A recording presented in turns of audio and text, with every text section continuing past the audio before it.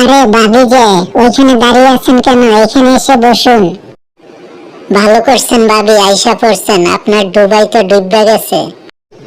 আর বলেন না ভাবি, দুবাই একেবারে খ্যাত হয়ে গেছে এখন।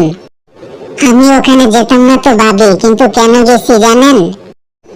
আমার বড় ভাই দুবাইতে থাকে, ও ওইখানে আবার সেটেল। আপনার বড় ভাই দুবাইতে থাকে? ও হ্যাঁ, দুবাইতে তো অনেকেই আবার কামলা দেয়। Excuse me, what do you mean by কামলা?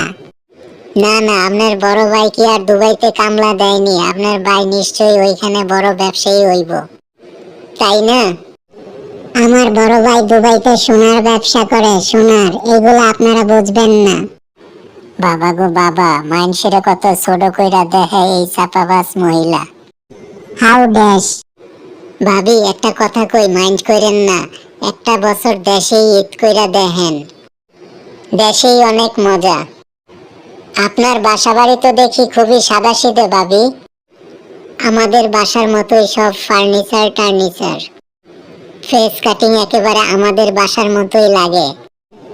ও মাই গড ভাবি, আপনি কি ভেবেছিলেন? আমি তো ভাবছিলাম না জানি কি, যে আমার বাসায় লাল নীল রঙের বাতি আর রং বেরঙের ফার্নিচার দেখবেন। ভাবি, ফর ইউ কাইন্ড ইনফরমেশন, আমরা খানদানি বড়লোক।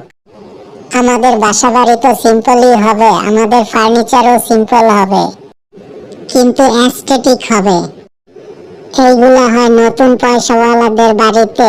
ওই লাল নীল বাতি জ্বলে, তারপরে একটি ওয়ালের রং থাকে গোলাপি, আরেকটি ওয়ালের রং থাকে টিয়া রঙের। কি হাস্যকর না! এই মহিলার লগে মনে হয় কথায় পারমু না।